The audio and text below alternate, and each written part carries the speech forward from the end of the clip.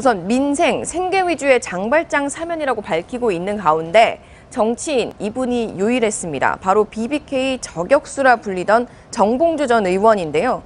최 교수님, 예. 어느 정도 예상하셨나요? 저는 뭐 개인적으로는 예상을 했고요. 왜냐하면 이게 이제 2007년도 17대 대선 사건에 연관돼 있는 거거든요. 선거법 위반인데 네. 사실 이명박 전 대통령이 BBK의 실소유주다. 라고 하는 의혹을 제기했는데 그게 선거법 위반 명예훼손이 되면서 징역 1년을 선고받고 형을 다 마쳤습니다. 예. 형을 마치고 5년이 지난 뒤에요. 그러니까 이미 그리고 2017년 17대 대선에서 선거 사범으로 연행이 되거나 아니면 처벌을 받고 나서 복권 안 된 사람이 유일한 사람이 정봉주 의원이에요. 전 의원이에요.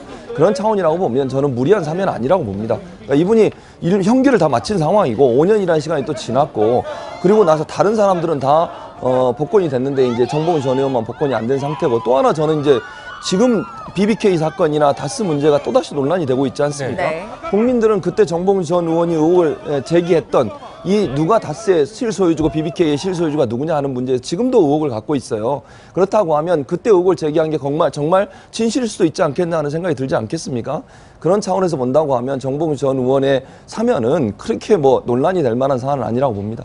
어제 그러니까 정치인이 한 명이다 보니까 청와대에서도 이제 교수님 말씀과 비슷한 설명을 내놨습니다. 뭐 17대 대선 사번 가운데 지금까지 배제됐던 유일한 사람이었고 이제 나름의 기준에 맞춰서 한 거였다는 거였는데 그런데 정전 사면을 놓고 한국당에선 좀 신경을 곤두세우고 있고 다르게 보는 분위기입니다. 정태욱 대변인 목소리 한번 들어보시죠.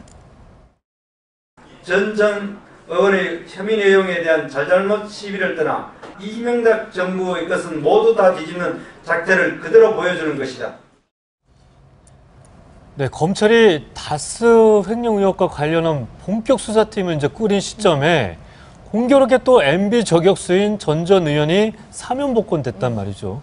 이 앞으로 어떤 역할을 좀 할 것으로? 그러니까 이제 이게 상징이 될 수 있다는 거죠. 정봉주 전 의원의 개인적으로 보면은 뭐 피선거권을 회복했다. 그러니까 그 지금 뭐 지방선거라든가 뭐 재보궐 선거 같은데 출마할 수 있게 된 피선거권을 회복했다라는 의미는 개인적인 의미인 거고 이게 그 정권이라든가 뭐 이렇게 그 면에서 본다라고 하면은 다스 실소유자, 다스의 실소유자가 있는지 없는지도 모르겠는데 여하튼 다스의 실소유자가 MB다라는 전제에서 지금 그 고발된 사건에 대해서 지금 수사를 하고 있는데 그 와중에 BBK의 실소유자는 MB였고 이명박 전 대통령이었고 그렇기 때문에 김병준이 했던 옵셔널 벤처스 코리아의 주가 조작을 MB도 관여했다라는 네. 그 취지에서 그런 의혹에서 시작된 다스 실소유자를 찾는 이 수사를 이 정권에서 굉장히 공을 들이겠다라는 상징 아니냐 이건.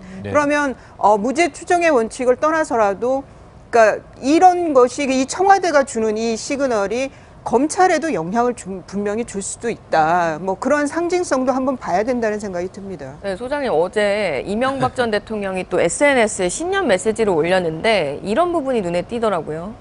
메시지를 한번 보면 지금 역사의 고비를 넘고 있다. 풍파도 헤쳐나가고 이 역사의 고비를 직시하고 결의를 다지고 힘을 내자.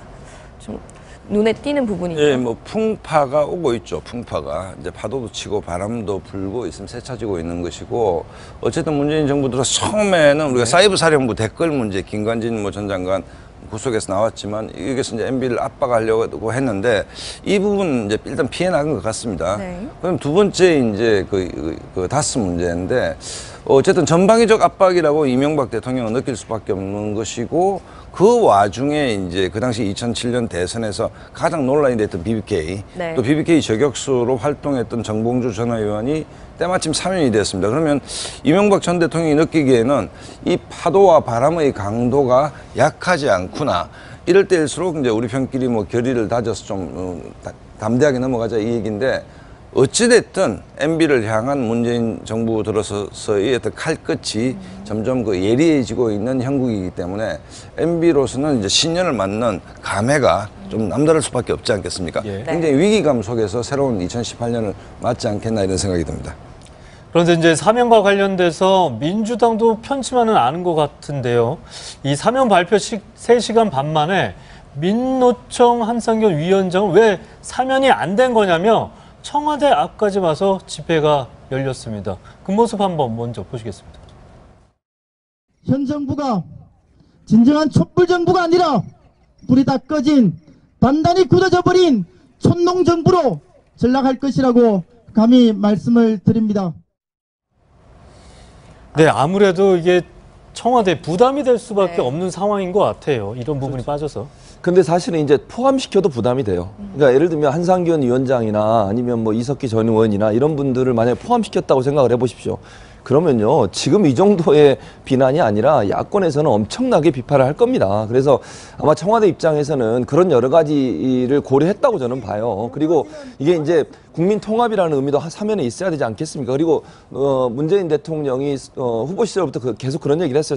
사면을 가능한 한 하지 않는 쪽으로 가겠다라고 얘기를 했었고요. 그런 차원이라고 본다고 하면 물론 뭐 민노총이나 아니면 그 저런 분들을 지지하시는 분들 입장에서는 충분히 뭐 이해는 됩니다만 그것이 정부 입장에서는 그래도 여야를 다 국민 전체를 통합하는 차원에서 결정해야 되는 상황이었고, 또 하나는 뭔가 원칙과 기준을 정해야 되는데 그 기준에 공안사범이나 아니면 노동 관련된 분들을 이번에 배제시켰다 이렇게 얘기를 하고요.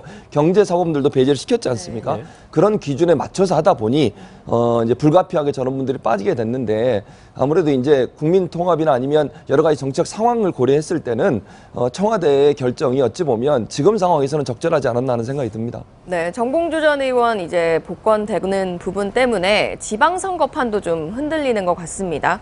뭐 노원병 보궐선거에 나올 거다라는 얘기부터 뭐 인터뷰에서 이런 말을 한 적이 있었어요. 정치는 국회에만 있는 것이 아니다. 지자체에도 있다. 사실상 지방선거를 출마할 수 있다. 서울시장에 출마할 가능성까지 제기되고 있는데 어떻게 보세요, 수장님?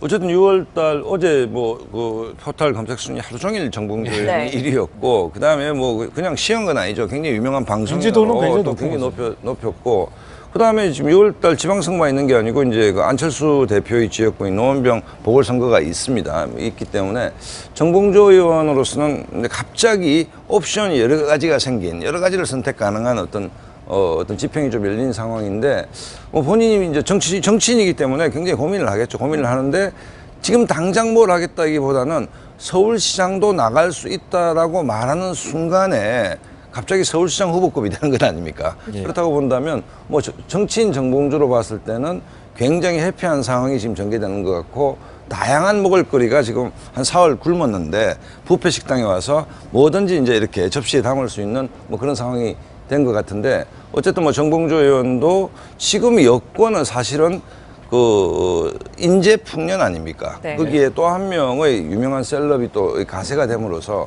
뭐 전체 여권도 나쁠 일이 없고, 정봉주 전 의원도 뭐 이렇게 아주 그 행복한 연초를 좀 맞을 것 같습니다. 네, 내년 지방선거에서 여야가 어떤 성적표를 받을지 참 궁금합니다. 여야 모두 후보군 물색은 고민이 될 것 같은데요. 그 부분도 어떤 인물이 더 등장할지 관심이 모아집니다.